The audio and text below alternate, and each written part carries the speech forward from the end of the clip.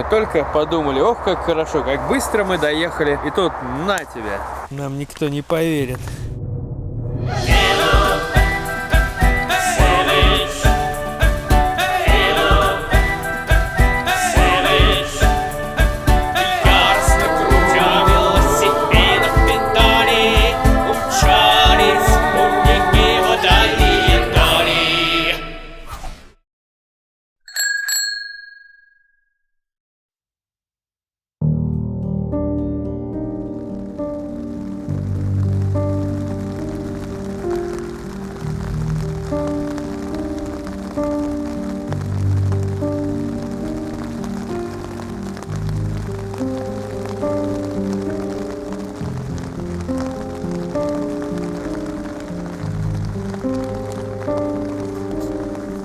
Июль встретил нас проливным дождем с самого утра.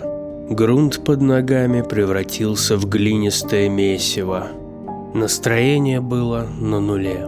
Мы должны были собраться с силами, чтобы ехать дальше.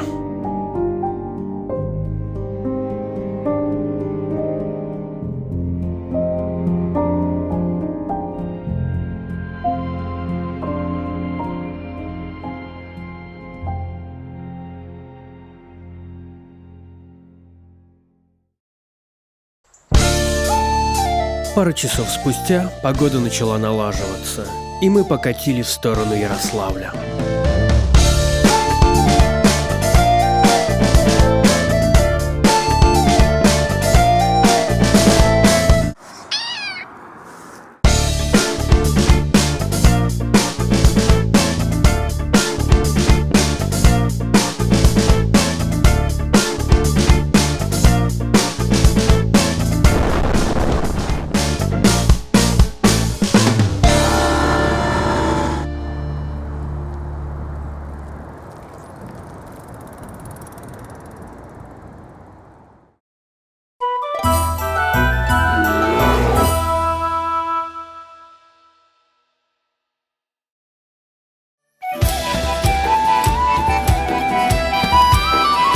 Ярославль. Столица Золотого кольца России. Один из древнейших русских городов на берегу Волги и... О, а вот и мужик со штукаря.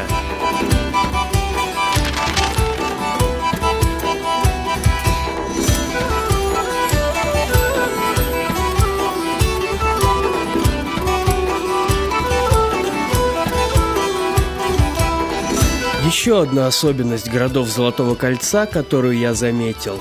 Все заведения в них очень рано закрывались. А так как мы въезжали в новый город ближе к закату, то это доставляло нам неудобства. К примеру, в Ярославле мы хотели сделать себе паспорта Золотого кольца, но паспортный стол уже был закрыт.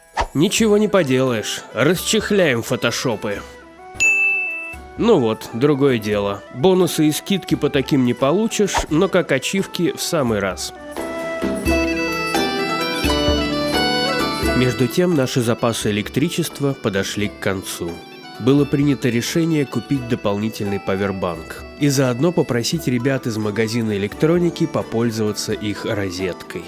Но зарядились мы совсем немного, ибо пришли в магазин всего за полчаса до закрытия. И мы покинули Ярославль в надежде, что в следующем городе спокойно зарядимся в какой-нибудь кафешке. Мы еще не знали, что наши злоключения только начинаются.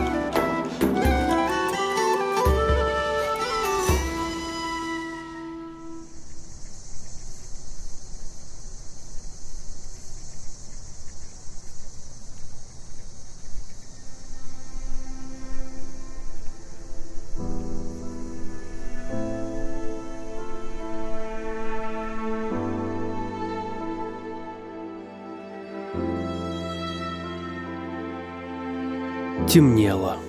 Густые сумерки заволакивали небо. Как вдруг справа от шоссе из-за деревьев показались огни. Сотни, а может и тысячи электрических ламп выхватили из тьмы причудливый футуристический город.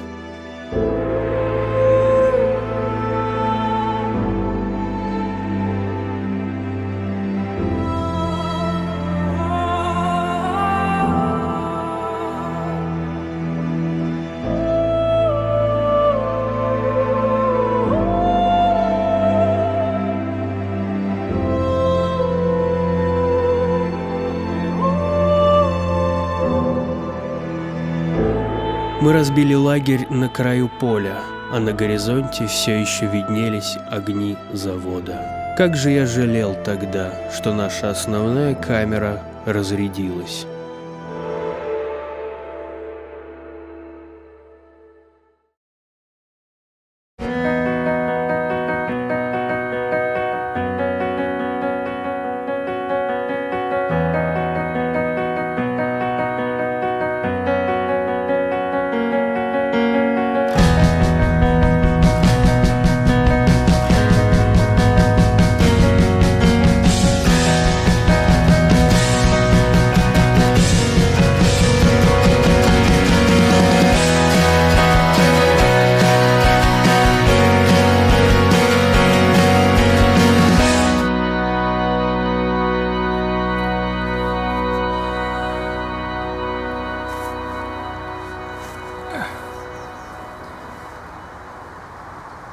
А я уж было надеялся, что нормально идем, столько сотен километров, ни у кого ни одного прокола.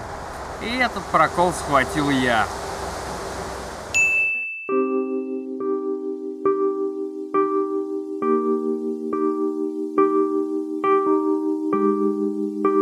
Мы отошли от главной дороги в ближайший перелесок, чтобы поменять пробитую камеру. Как назло, ремонтный комплект находился в самом низу сумки, поэтому нам пришлось опустошить ее.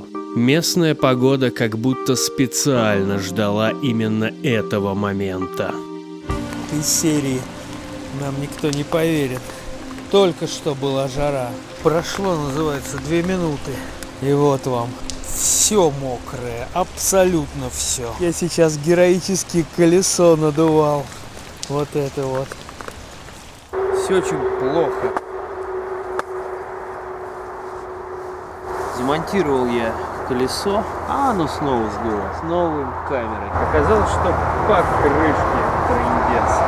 И вот сейчас я оставляю туску одну в каком-то непонятном перелеске, а сам еду в Ростов в какой-то там мотовеломагазин в надежде, что у них будут новые покрышки. Это так, чтобы нам жизнь медом не казалась, я так понимаю. Мы только подумали, ох, как хорошо, как быстро мы доехали до Ростова. И тут на тебе. Вот вам и приключения.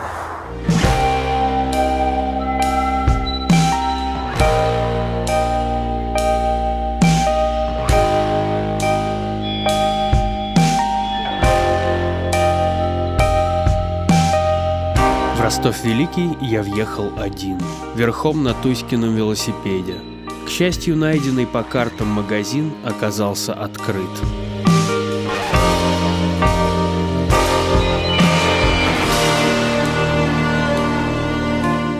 Так, мы на маршруте поломались. Срочно нужна велопокрышка 26 на 2.10. Вот 26. А можно у вас зарядиться? Пока мы чиниться будем, доедем до вас. Мы в 6 километрах поломались. Зарядку что ли? Просто розеточка, если есть. А, розетка? Какая-нибудь. Розетка есть, давай. И куда путь держите? А мы это Золотое кольцо замкнуть хотим. Хорошее дело. Да.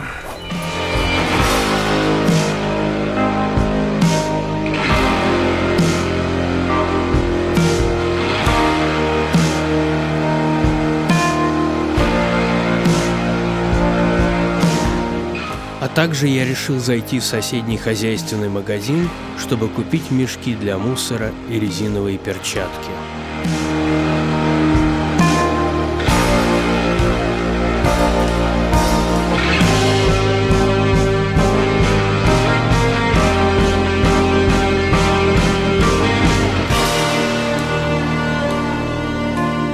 Когда я вернулся, оказалось, что Тусси уже начала уборку поляны, на которой произошла наша аварийная остановка. Именно об этом же я и думал, заходя в хозяйственный магазин за инвентарем Чистомена. Многие классные велоблогеры во время своих путешествий обращают внимание на оставленный отдыхающими на природе мусор. Эх, ребята, Какими надо быть низкими людьми, чтобы это сделать? Зачем? Мы же по мере своих скромных сил стараемся положительно повлиять на эту поистине плачевную ситуацию и призываем к этому вас, наши дорогие зрители. Если каждый уберет за собой, это уже будет здорово. Но если при этом захватить хотя бы часть оставленного до вас мусора, то со временем это в корне поменяет экологическую ситуацию. Уважайте себя и мир вокруг вас.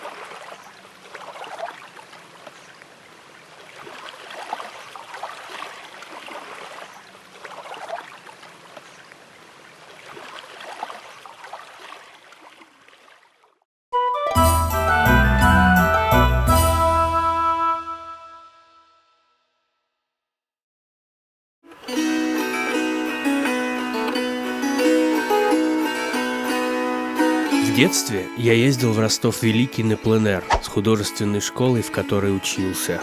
Помню, что мы смеялись над местной автобусной линией, состоявшей буквально из нескольких остановок от края города до центра, пройти которую от начала до конца можно было максимум за полчаса, но местные жители все равно пользовались ей. Помню, что внутри ростовского Кремля шла реставрация, и повсюду валялись ржавые гвозди 15 века с большими шляпками, ранее державшие штукатурку на стенах Успенского собора. Ныне же город преобразился. Кремль отреставрировали, а в центре города появилась самая настоящая велодорожка. Как тут было не прокатиться по ней? Заодно эта велодорожка привела нас к местному ресторану, где мы подкрепились аутентичными яствами, а самое главное, зарядили все наши гаджеты.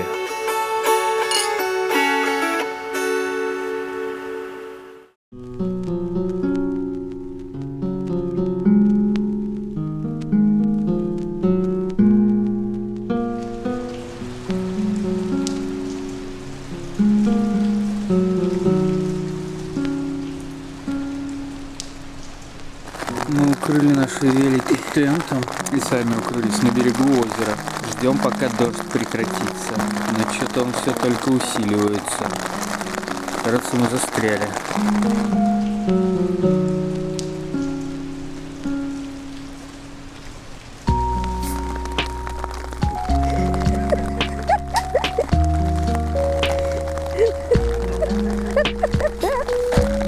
Что это? Я спасаюсь, как могу.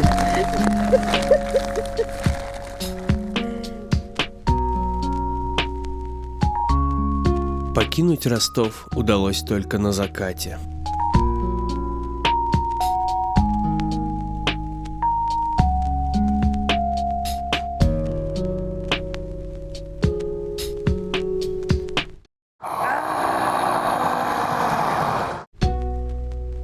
Отъезжать от города пришлось до самой темноты. Все дело в том, что пространство вокруг озера Неро представляет из себя сплошные болота, поэтому, когда мы нашли твердую землю под ногами, наступила ночь.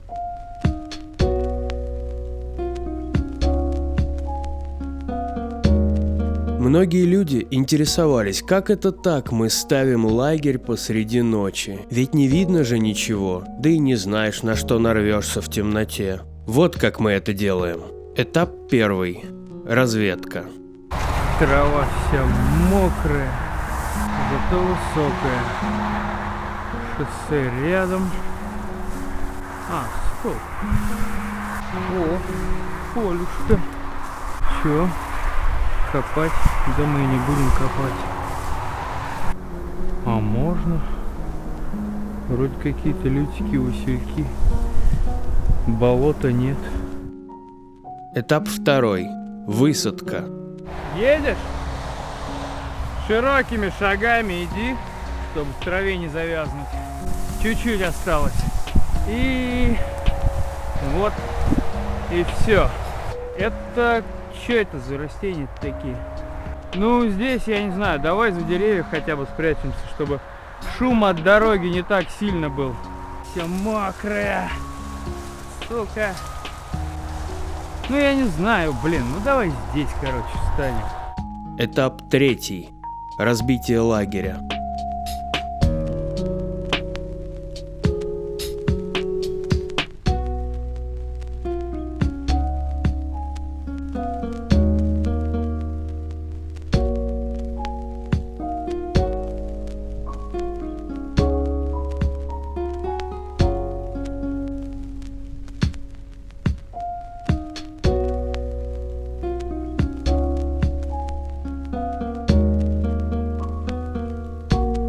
Этап четвертый. Уничтожение вампиров. Некоторые также удивлялись, как можно спокойно ночевать в лесу или в поле посреди тучи комаров. -6. Легко. Пространство внутри палатки небольшое и все на виду. -8. Поэтому после закрытия дверной молнии -9. у успевших влететь внутрь комаров нет шанса скрыться, как они это делают в большом доме. 10. Поэтому уничтожаются они быстро. -12. А те, что остались снаружи, нас совершенно не беспокоят.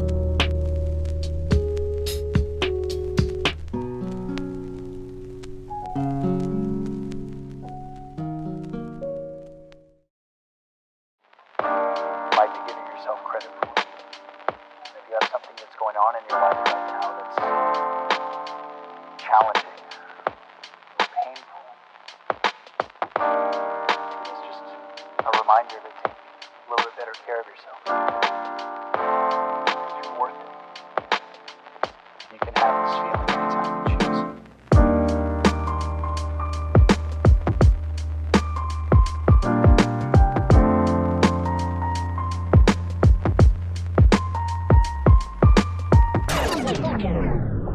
Блять.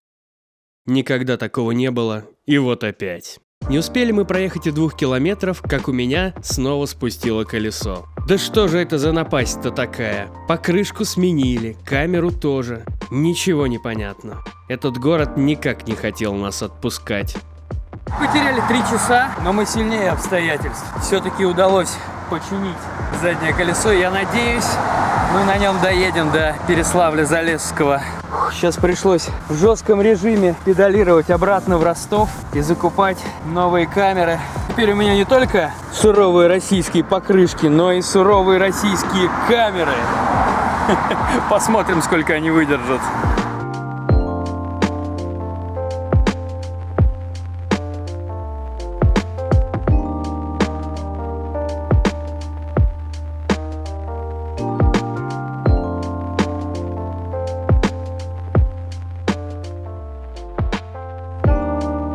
В комментарии к первой части вы поинтересовались, при чем тут свинья и хорек, заявленный в анимационном трейлере. Очевидно, что это аллегория на велики, но все-таки где связь? Все просто.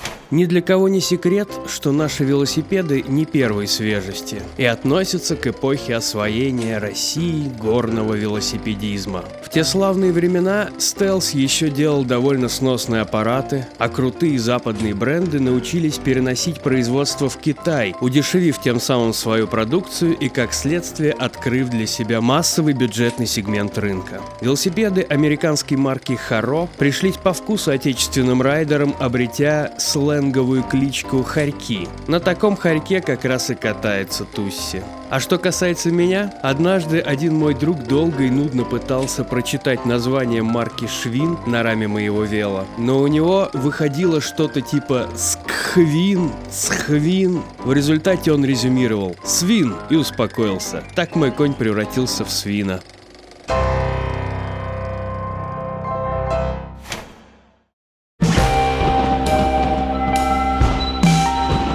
Мы продолжили путь. Как вдруг небо заволокло тучами и началась гроза. Нам ничего не оставалось, кроме как попытаться как можно скорее выехать из-под грозовой тучи. И мы это сделали. Мы уже смогли сориентироваться, не прятаться в лесу. Мы его просто взяли и проскочили по буйке.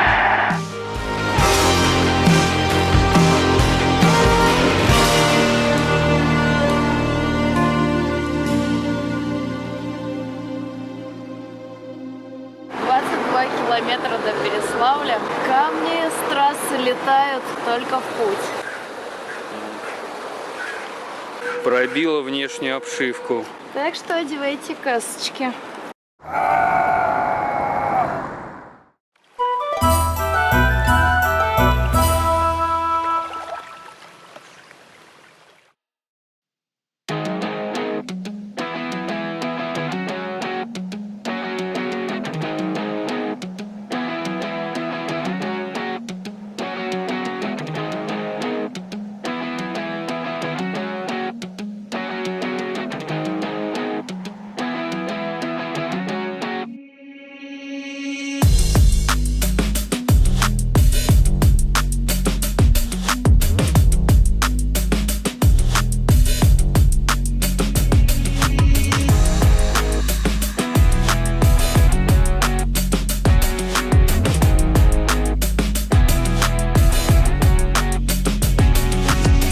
В Переславле-Залесском мы очень долго не могли найти ни одного работающего заведения общественного питания. Наконец наткнулись на бургерную при церкви. Ценник там был просто конский, почти 900 рублей за 2 бургера, но мы решили шикануть напоследок. Все-таки ж на финишной прямой, и пожалели об этом. За такие деньги мы сперва никак не могли сделать заказ, потом ждали его почти 20 минут, и в итоге нам принесли 2 невкусных, маленьких недоразумения с недожаренным мясом на черствых булках. С голодухи мы их съели, но позже у нас разболелись животы. Совпадение? Не думаю. Тот самый случай, когда в придорожном шашлыбусе за 150 рублей тебя кормят огромной, вкуснейшей шаурмой, а в мажорной бургерной за 500 травят гадостью. Благо в нашей походной аптечке на такие случаи есть хороший абсорбент, поэтому совсем плохого финала этой истории удалось избежать. Туристы, не пренебрегайте абсорбентами.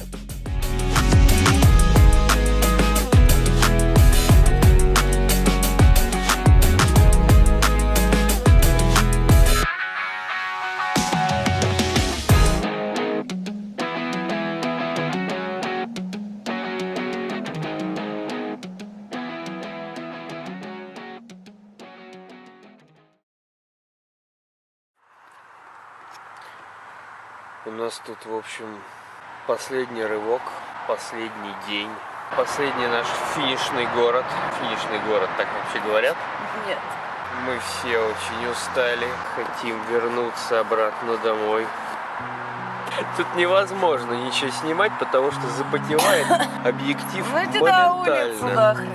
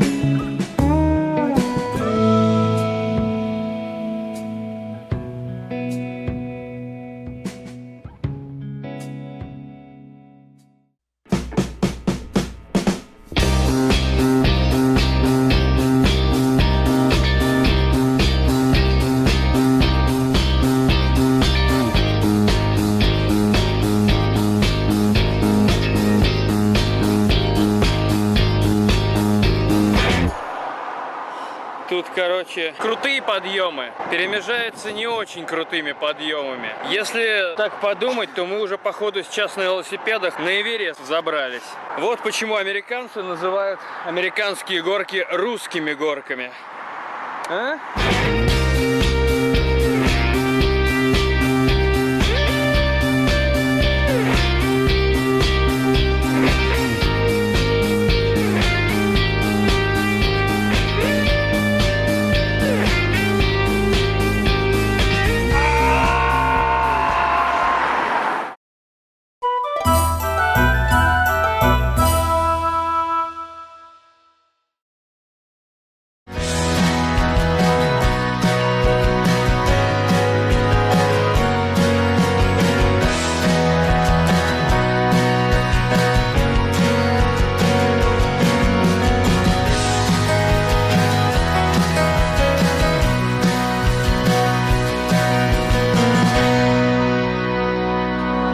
Вот и все, мы доехали.